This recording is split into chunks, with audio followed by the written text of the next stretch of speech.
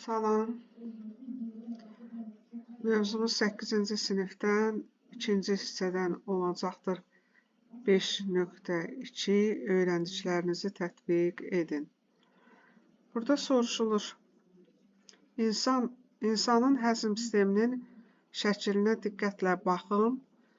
Dəftərinizdə cədvəl çəkib sol sütunda ardıcıl olaraq həzm kanalı orqanlarının adlarını, sağda isə həzm kanalının adlarını qeyd edin. Oxlar ilə onların arasında olan əlaqəni göstərin. Həzm kanalı orqanları, baş hərflərini qeyd eləmişəm, yer çox tutduğuna görə. Baxırıq, ağız boşluğu, udlaq, qida borusu, mədə, nazik bağırsaq, yoğun bağırsaq, düz bağırsaq şöbələrindən ibarətdir. Həzm vəzlərinə gəlincə, ağıza açılır 3 cüt ağız suyu vəzləri, qulaqyanı, dilaltı, çənaltı vəzləri də olar hər tərəfdə 3 ədəd olmaqla cəmi 6 ədəddir. Bundan başqa qaraciyər və mədaltı vəzi axarları da mövcuddur. Həzm vəzləri isə gördüyünüz kimi 8 ədəddir, hansı ki onlar həzm kanalından kənarda yerləşir.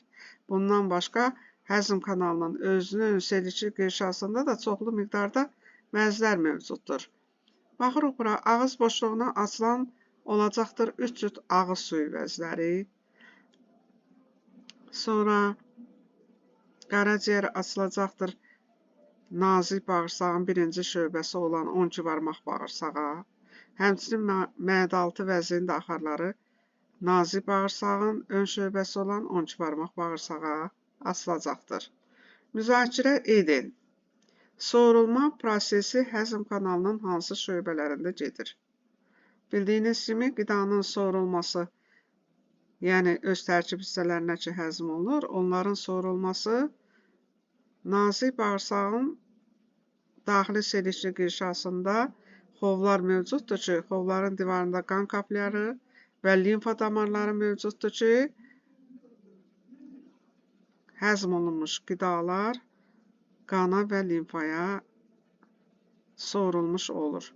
Bundan başqa soğurulma prosesi həm də yoğun bağırsaqda ola bilər ki, orada isə yalnız suyun geri qana soğurulması baş verir. Qidanın mexaniki və kimyəvi həzmi nə deməkdir? Mexaniki həzm dişlərimiz vasitəsilə həyata keçirilir.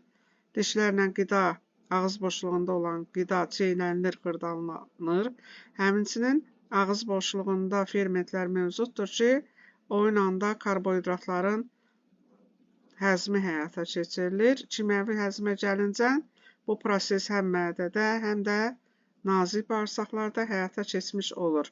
Kimyəvi həzm sayəsində iri molekullu qida maddələri öz kiçik molekullu birləşmələrinə, yəni monomerlərinə xırdalanmış, parçalanmış olur ki, onu da orqanizm qana, limfaya keçirərək hüceyrələrə daşıyır.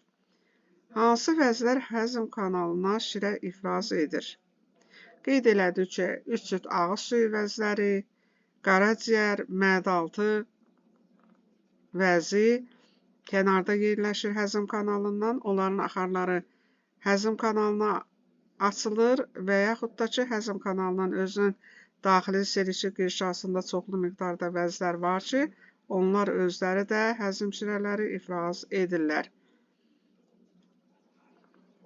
Kənarda yerləşən soruşulursa 3 cüt ağız suyu, qaraciyər, mədaltı vəzi və eyni ilə həzm kanalının daxili selikli qırşasında olan vəzləri bura aid etmək olar. Öyrəndiklərinizi yoxlayın. Nə üçün qidanı yaxşı çeynəmək və udduqda tələsməmək lazımdır? Qidanı yaxşı çeynəmək onun həzmini asanlaşdırır. Udanda tələsməmək isə onun tənəffüs aparatına keçməsinin qarşısını alır. Yəni, qırtlaq qapağı örtülür və beləliklə qırtlaq qapanır və qida sürüşüb yemək borusuna düşür.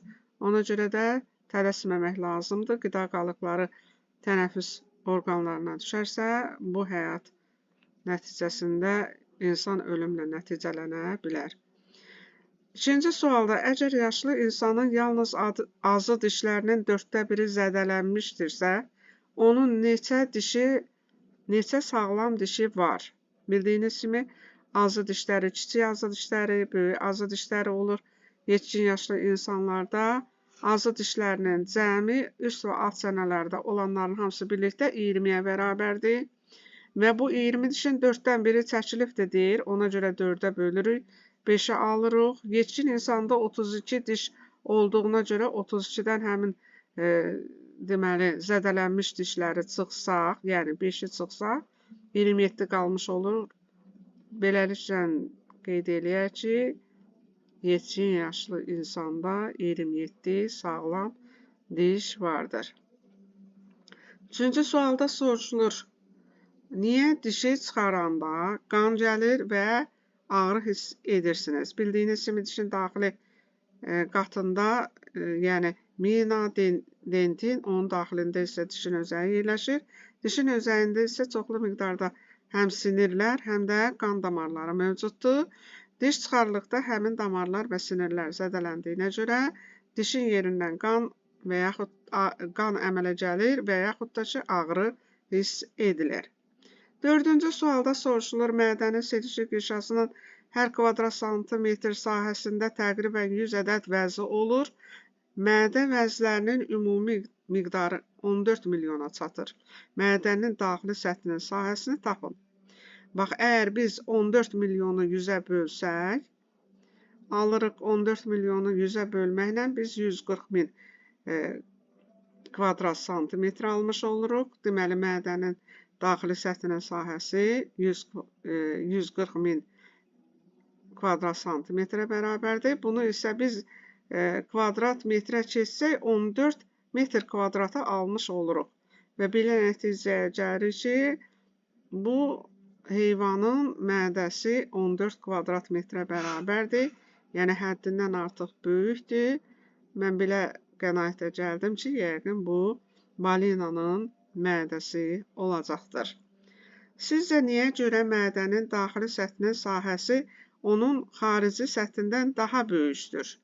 Bildiyiniz kimi, mədənin daxili hissəsini selişik qırşa örtür ki, o büküklüdür. Onun da sayəsində mədənin daxili səthinin sahəsi büküklərin hesabına qida qəbul elədikcə açılır və o səthin sahəsini artırır ki, bunun da sayəsində orada çoxlu miqdarda vəzlər var ki, qidanın həzm olunması, islanması, şirə ilə qarışması baş verir. Xarici isə sıx birləşdirici qırşadan əmələ gəlmiş səthlə örtülüdür. O səthin sahəsini artıra bilmir. Ona görə də daxili səthin sahəsi böyümüş olur. Mədənin daxili səthinin sahəsinin həzm prosesi üçün nə əhəmiyyəti var? Qeyd elədik ki, mədənin daxili selişik qırşasında həm zülalları parçalayan fermentlərə rast gəlmək olur, həm seliyə rast gəlmək olur, həm də xlorid turşusuna rast gəlmək olur. İfraz edən həmin maddələri ifraz edən orada çoxlu miqdarda həzm vəzləri mövcuddur ki, orada turş mühit həm mikrobları öldürməyə xidmət edir, həm də turş mühitdə zülalları parçalayan fermentlər aktivləşmiş olur. Ona görə də mədənin daxili səthinin çox olması həzm prosesini asanlaşdırmış olur. Bu qədər. Sağ olun.